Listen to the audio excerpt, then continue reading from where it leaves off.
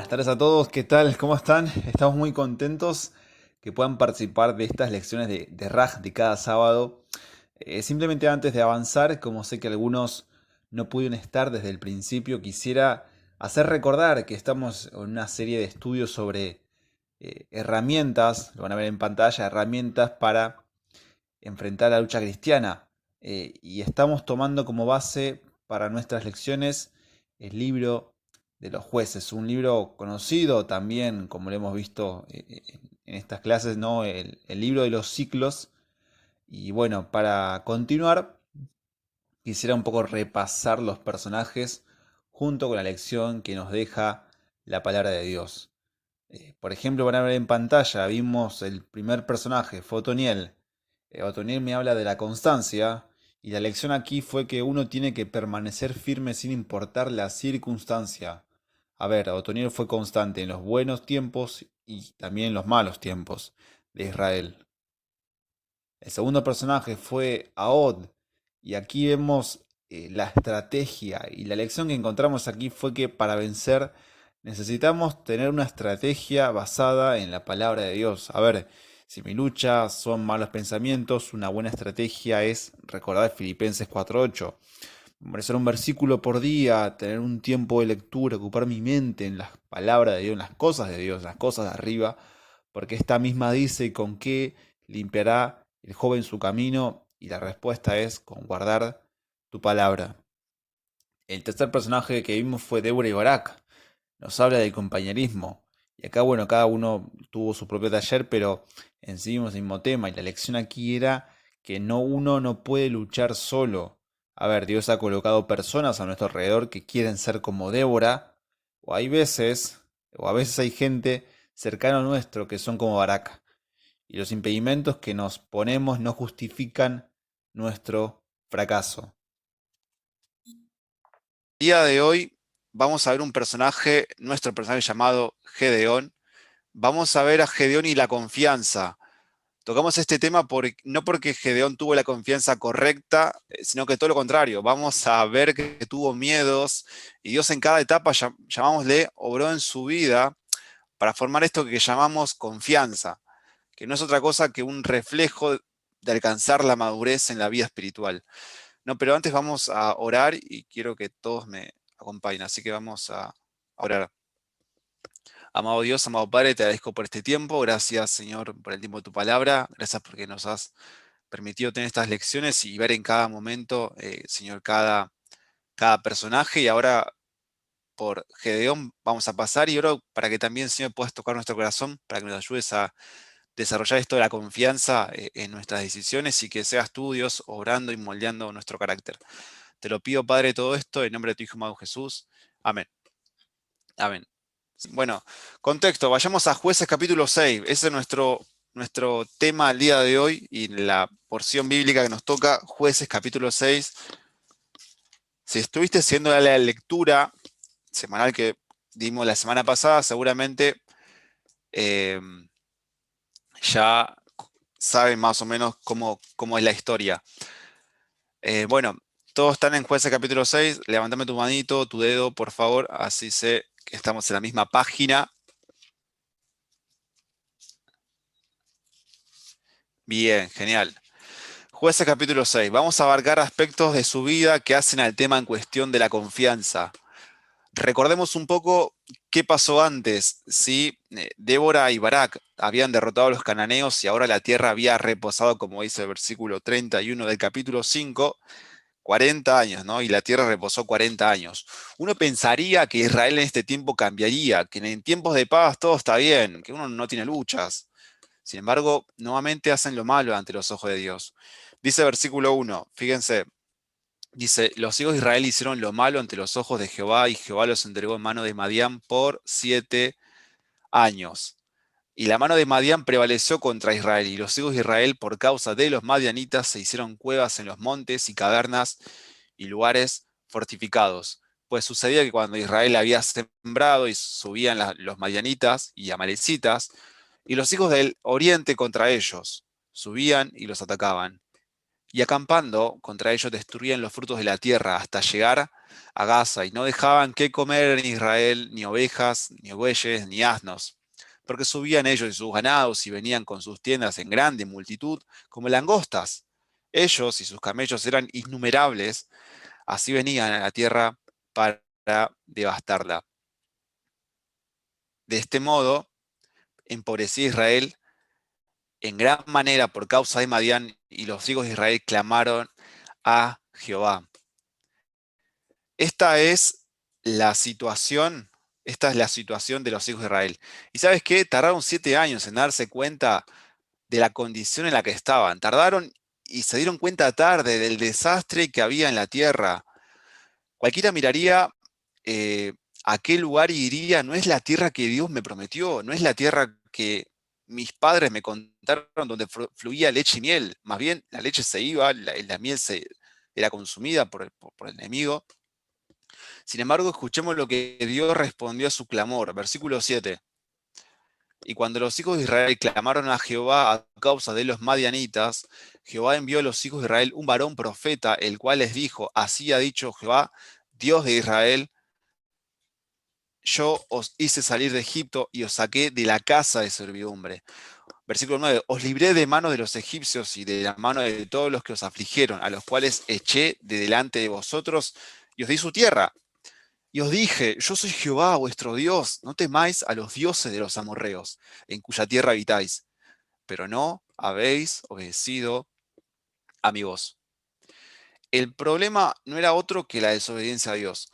Habían dejado su primer amor, habían dejado de creer en el Dios que los libró de todas sus batallas. Una vez más, vemos que el ciclo que habla los jueces se cumple en Israel, el ciclo de Israel. En los versículos a continuación veremos la historia de un hombre llamado Gedeón, como sabemos, y por eso que hoy quiero que veamos las 3 luchas de Gedeón y las 3 lecciones de Dios para alcanzar la madurez. Vamos a ver que lo que él quería, en otras palabras, tenía un problema con la confianza que vos y yo solemos tener muchas veces. Y ahí en pantalla vas a ver el primer problema que tenía, la primera lucha de Gedeón, y era la lucha con la soberanía de Dios. Esto, si estás anotando por ahí, te digo, la porción de la lectura es desde el versículo 11 al 24. La primera lucha que tuvo Gedeón fue con la soberanía de Dios. Quiero que recuerdes la situación de Israel unos instantes y pensemos juntos.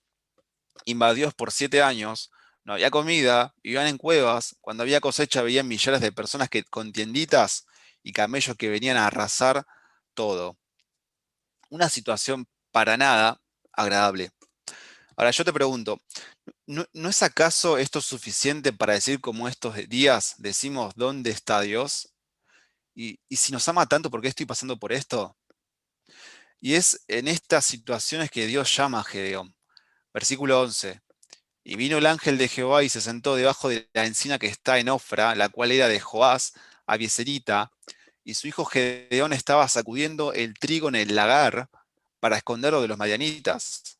Versículo 12. Y el ángel de Jehová se le apareció y le dijo, Jehová está contigo, varón esforzado y valiente.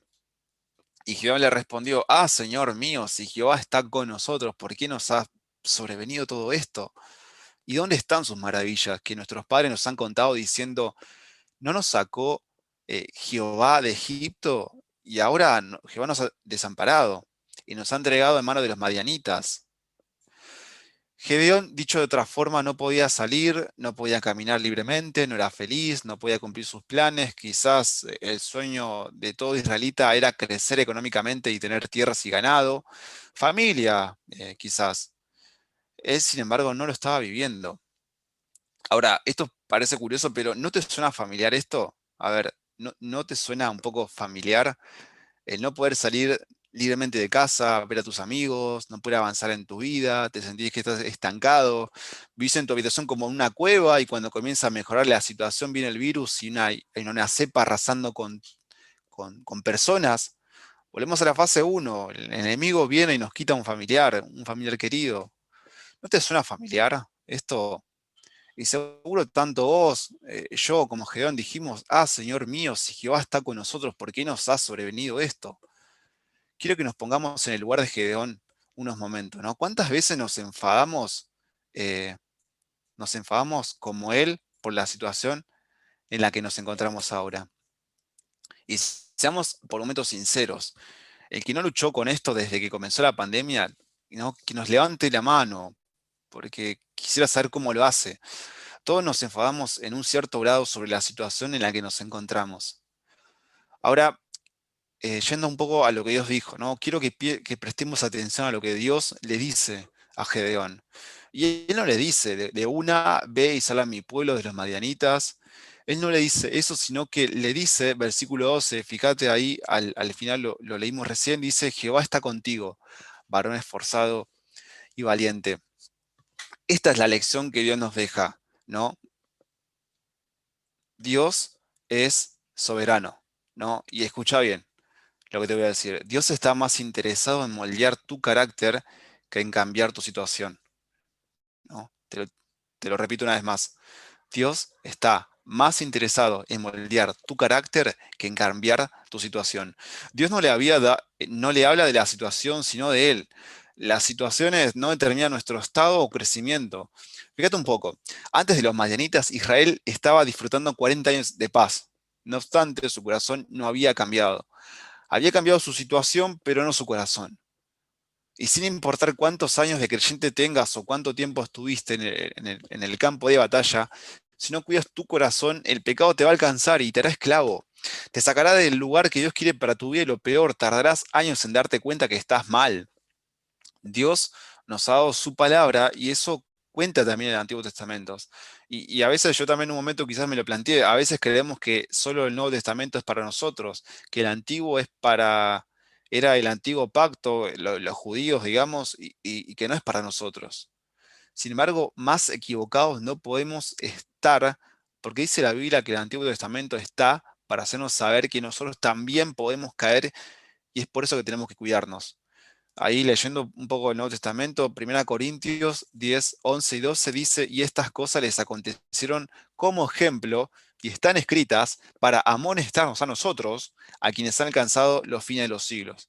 Así que, versículo 12, el que piensa estar firme, mire que no caiga. Mire que no caiga. Ahora, una vez que Dios le dice esto, volviendo a Jueces, que le dice esto, Jehová está contigo, varón esforzado y valiente, eh, le dice esto y veía en él el Señor alguien valiente y esforzado. Le promete que iría con él. Y fíjate, fíjate solamente para saber, versículo 12, 14 y 16, le dice un poco parafraseando, no, yo estoy contigo. El 12 dice, yo, Jehová está contigo. 14 dice, al final no te envío yo. Y el 16 dice, ciertamente yo estaré contigo. Ahora pensá, estaba tan metido en la cabeza de Gedeón la idea de que Dios los había abandonado por la situación en la que estaban, que fíjate, que el Señor de señores, el Rey de reyes, el Dios supremo, el Dios altísimo, por los siglos de los siglos sea su nombre, santo y bendito, tuvo que hablar 3 veces, tuvo que estar salido 3 veces. Cuando estás delante de alguien importante solemos escuchar y acatar lo que se nos dice a la primera. A ver, si trabajas en una empresa o en cualquier lugar y viene el presidente global o el dueño y te dice algo, lo obedeces a la primera, no te pones a discutir ni a cuestionar. Más bien te pueden despedir, o sea, te pueden despedir. Y es que Dios, y yo me pregunto, ¿no? ¿Por qué Dios 3 veces hablándole? Y Gedeón decía, no, pero Señor, nos has abandonado. Y después, de vuelta, el Señor decía, Jehová está contigo. No, pero nos has abandonado. Bueno, pasa que Dios es paciente con nosotros. Y es que Dios es paciente con nosotros para que nos demos cuenta que Él siempre estuvo ahí. Fíjate, Jeremías 31:3 dice en la NTV, me encanta, dice, hace tiempo el Señor le dijo a Israel, yo te he amado, pueblo mío, con un amor eterno, con amor inagotable te acerqué a mí. Y el Señor Jesús en Mateo 23:37 le dijo, Jerusalén, Jerusalén, que matas a los profetas y apedreas a los que te son enviados. ¿Cuántas veces quise juntar a tus hijos, como la gallina junta sus polluelos debajo de sus alas, y no quisiste? Y es que el Señor es paciente con vos y conmigo también. Y un poco, fíjate los versículos que acabamos de leer, ¿no? Y fíjate la profundidad con la que Dios se expresa. Usa inclusive palabras que no son de este mundo, usa el concepto de eterno, algo que no conocemos en nuestro universo, sino que está más allá de nuestro entendimiento. Y es que el Señor nos ama y nos tiene mucha paciencia. Se me viene a la mente la historia del hijo pródigo, donde el padre fue el primero ofendido, pero al mismo tiempo fue el primero en esperarlo. Dios simplemente nos ama, aunque no entienda la implicancia absoluta de ese amor. La historia, bueno, volviendo, en esta primera lucha termina en que Gedeón le ofrece una ofrenda como resultado de haber entendido que Dios estaba con él, y el ángel de Jehová al tocar con su báculo la comida, la ofrenda, si leíste el capítulo ya sabrás de qué hablo, al tocar con su báculo la comida, sube fuego de la peña y él desaparece de la vista de Gedeón. Inmediatamente Gedeón está aterrado porque había visto cara a cara al ángel de Jehová, pero Dios le habla diciendo que no moriría.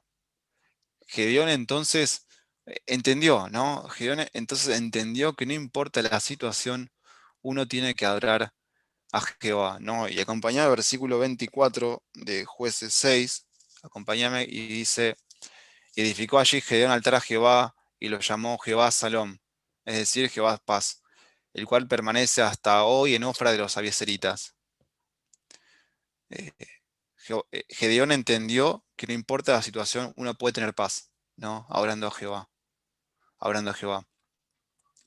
Esta situación, sin ir más lejos, lo vemos en Job también, luego de haber perdido sus bienes, sus hijos, tenía su vida destruida y que luego dijo, desnudo salí del vientre de mi madre y desnudo volveré allá. Jehová dio, Jehová quitó, sea el nombre de Jehová bendito. Lo vemos también a Habacuc, una persona que también luchó con la soberanía de Dios porque no era la circunstancia que esperaba, a tal punto que dijo en el capítulo 1, versículo 3, ¿por qué me haces ver iniquidad y haces que vea molestia? Destrucción y violencia están delante de mí y pleito y contienda se levantan. Como que no podía ver esto, o sea, basta de esta situación. Pero yo no entiendo, ¿no? Y cómo Habacuc empezó así y vas a ver que en el capítulo 2 Dios le responde y al final de su oración, el capítulo 3 dice, aunque la higuera no florezca, ni en las vides haya frutos, aunque falte el producto del olivo y los labrados no den mantenimiento, y las ovejas sean quitadas de la majada, y no haya vacas en los corrales, o sea, aunque no haya nada de ningún bien, porque el olivo, el ganado eran, digamos, era lo económico que abundaba en la tierra y era por lo que se medía crecimiento. Versículo 18 dice, con todo, yo me alegraré en Jehová y me gozaré en el Dios de mi salvación. Y fíjate cómo lo expresa, Jehová el Señor mi fortaleza, el cual hace mis pies como de siervas y en mis alturas me hace andar.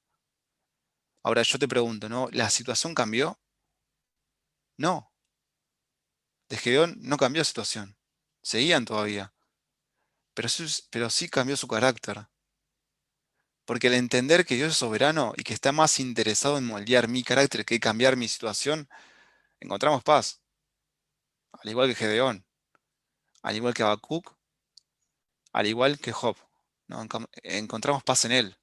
Cuando entendemos que Dios quiere moldear mi carácter más que cambiar mi situación, ¿no? Porque si no, de nada nos sirvió que Dios haya puesto eso para moldearnos. Segunda lucha. Una vez que avanzamos en la historia, vemos que Gedeón se enfrenta a otra lucha, que es la de las expectativas de los demás. ¿Querés anotarlo? Ahí del versículo 25 del capítulo 6 al 33 es lo que nos habla esta porción. Y fíjate, ahora Dios le pide algo a Gedeón, versículo 25. Dice, aconteció que la misma noche le dijo Jehová, toma un toro del hato de tu padre, el segundo toro de 7 años, y derriba el altar de Baal que tu padre tiene, y corta también la imagen de Aserá que está junto a él. Versículo 26. Y edifica altar a Jehová tu Dios, en la cumbre de este peñasco, en lugar conveniente. Y tomando el segundo toro, sacrifícalo en holocausto con la madera de la imagen de Aserá que habrás cortado. Para explicarlo, ahora Gedeón se tenía que enfrentar algo con lo que luchaba también, la expectativa de su familia, de sus amigos, de sus vecinos, es decir, de todo el mundo que tenía a su alrededor.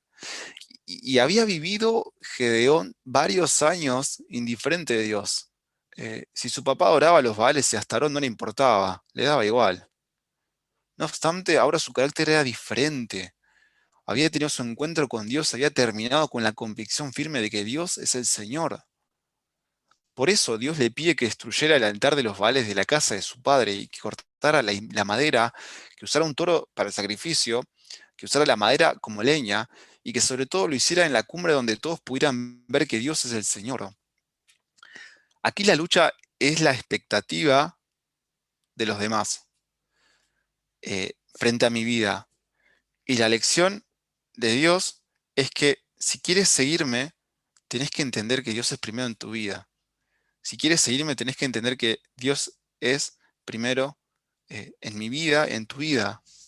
Él no es alguien más de tus convicciones, Él es tu convicción, la persona más importante de toda tu vida.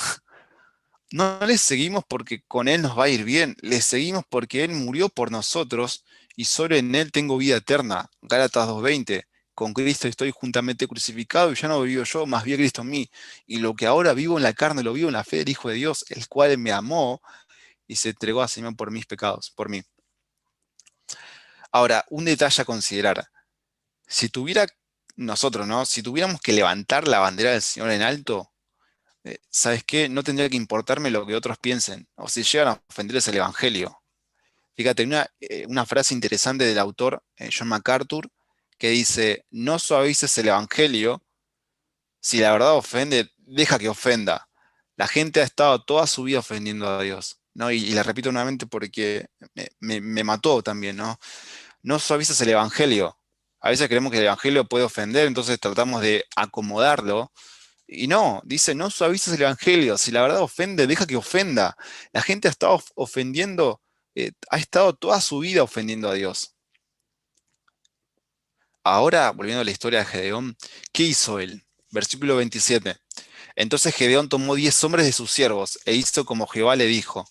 Mas temiendo hacerlo de día por la familia de su padre y por los hombres de la ciudad, lo hizo de noche. Me pregunto qué hubiera pasado si Gedeón lo hubiera hecho de día. Quizás lo iban a matar, lo iban a detener, se iban a asombrar. No lo sé a ciencia cierta. El punto es que Gedeón estuvo dispuesto y fue y obedeció al llamado de Dios. Demostró que Dios es más importante que todos los vales juntos, que sin importar cuánto oraran a sus dioses y dependían de ellos, seguirían siendo esclavos. Eso nunca iba a cambiar.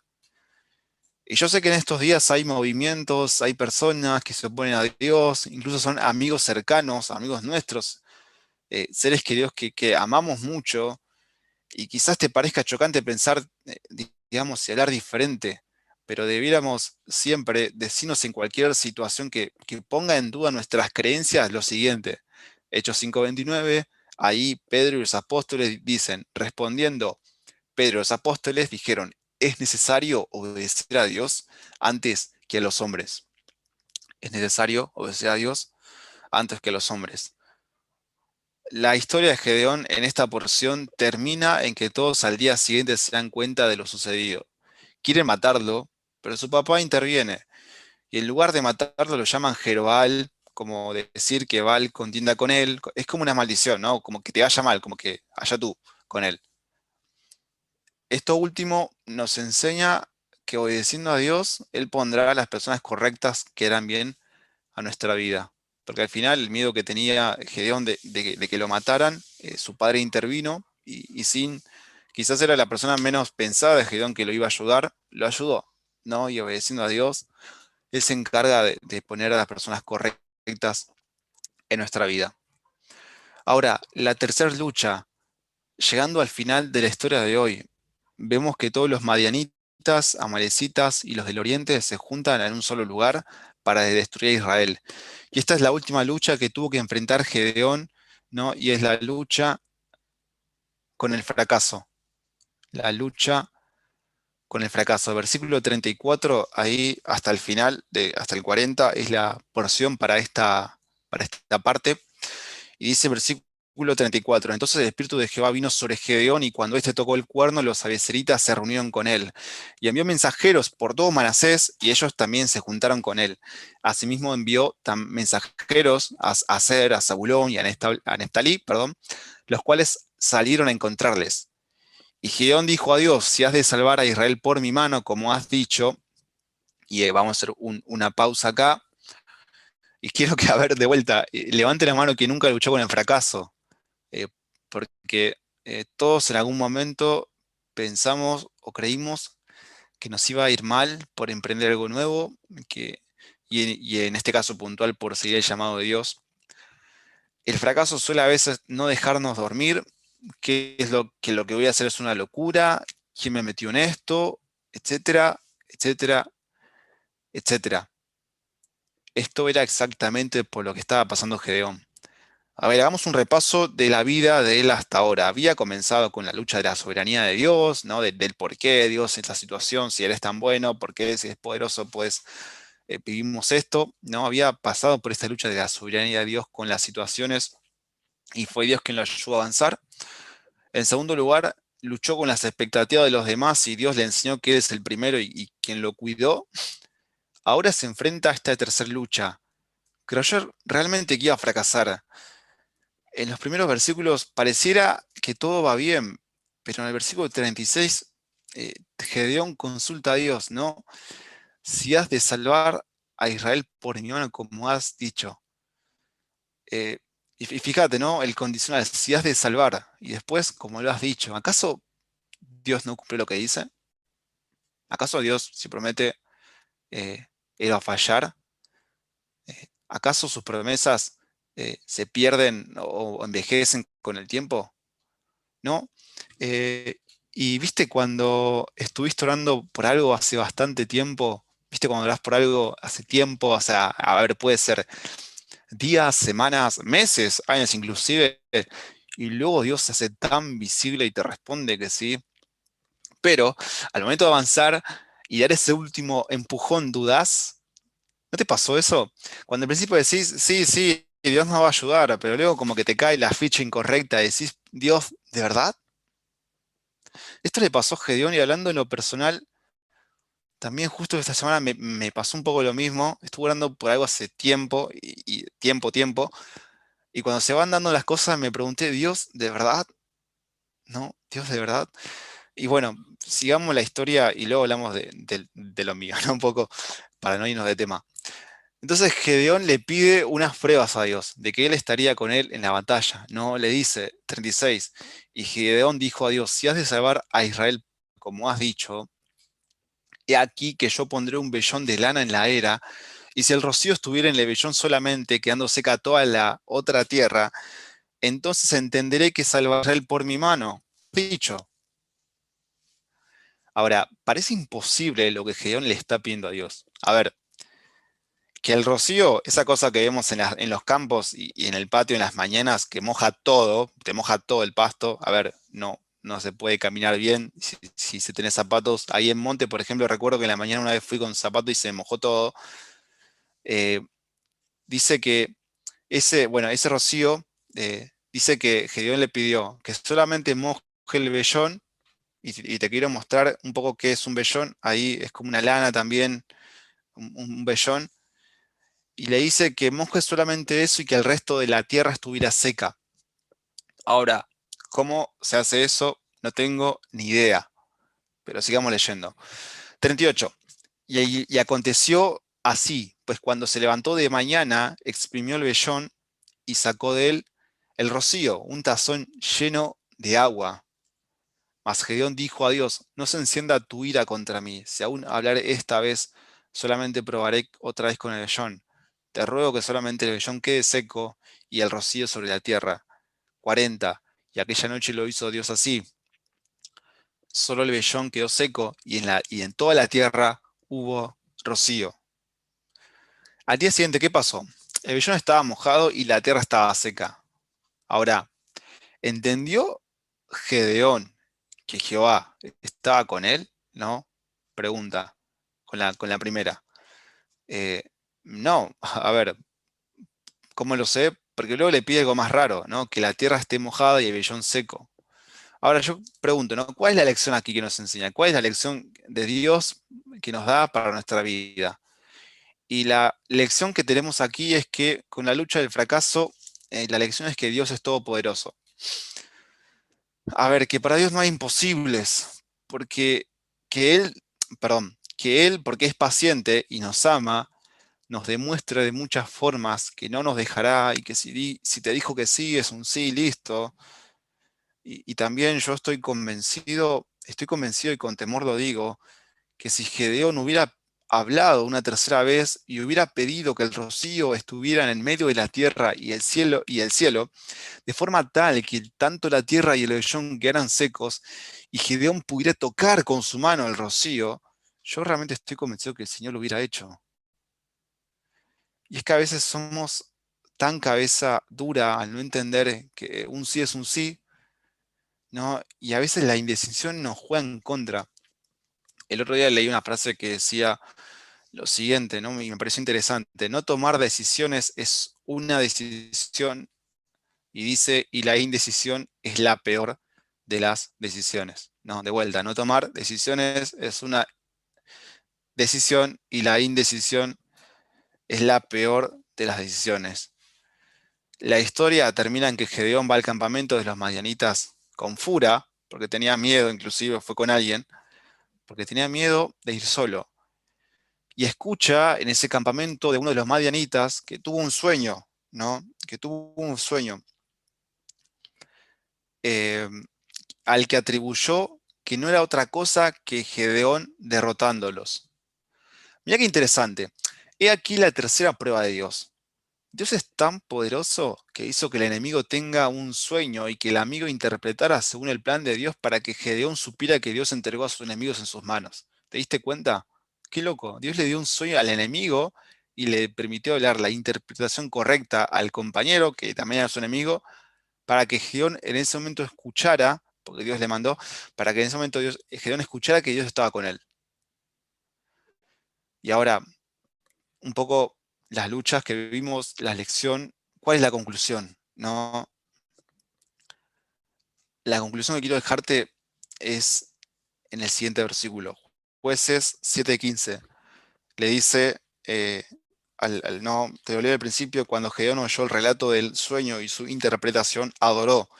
Y vuelto al campamento de Israel, dijo, levantaos, porque Jehová ha entregado el campamento de Madián en vuestras manos. Ahora yo me pregunto, ¿de quién nos habla esto?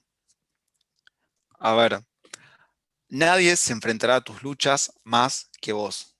Y podemos hablar más sobre el tema de la confianza, de las decisiones, que uno tiene que tomar una decisión y hacerlo confiando en Dios, pero al final vos y yo tendremos que tomar una decisión de si seguir en el lagar donde estaba Gedeón luchando contra Dios, con lo que le decía su palabra, su voz, o ir al lugar de la conquista que Dios quiere.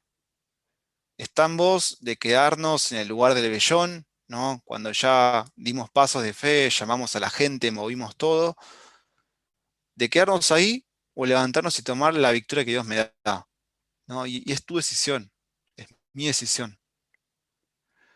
Por eso también te quiero dejar esta pregunta, ¿no? ¿No? ¿En qué parte de la vida de Gedeón te encontrás? ¿No? También quiero hacerte esta pregunta, ¿no? ¿En qué parte de la vida de Gedeón te encontrás? ¿Estás, por ejemplo, ahí un repaso para que lo veas? Un repaso, ¿en qué parte estás? ¿Estás luchando con la soberanía de Dios?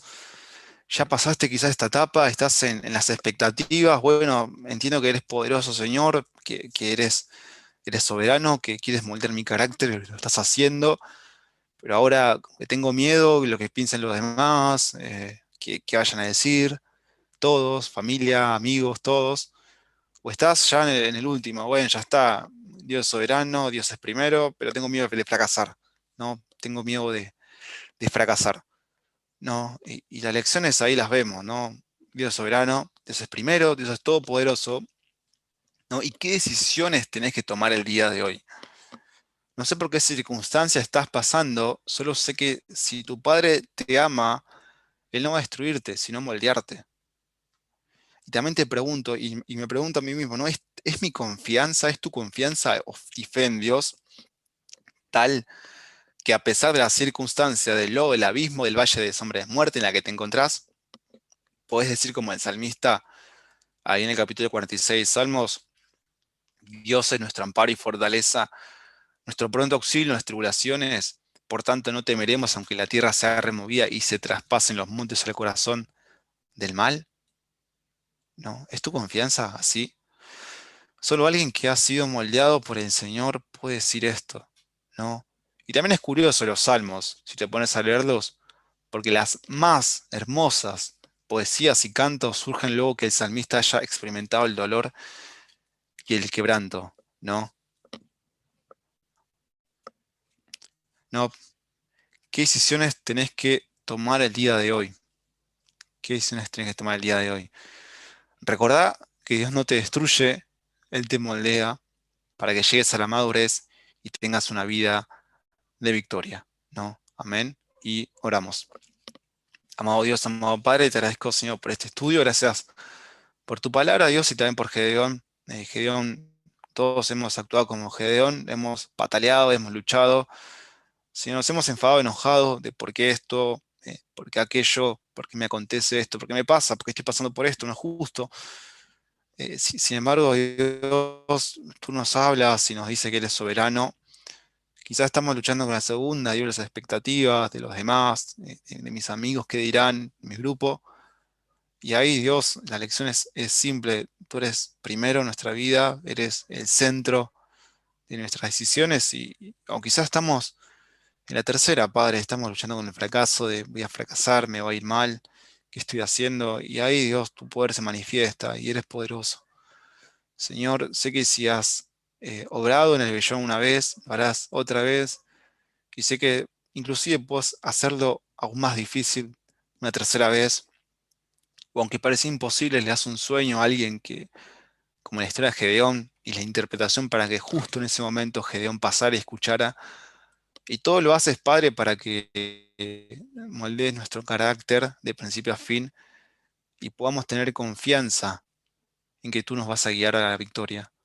Gracias, Padre, por mis hermanos, por mis amigos también y compañeros, y oro por cada uno de ellos. Oro por mi vida, también, Señor, que sabes que también estás moldeando mi vida y gracias te doy por esto. Padre, te pido que nos bendigas en donde quiera que estemos, nuestras familias, seres queridos y amigos, y te lo pido de todo esto en nombre de tu Hijo amado Jesús. Amén.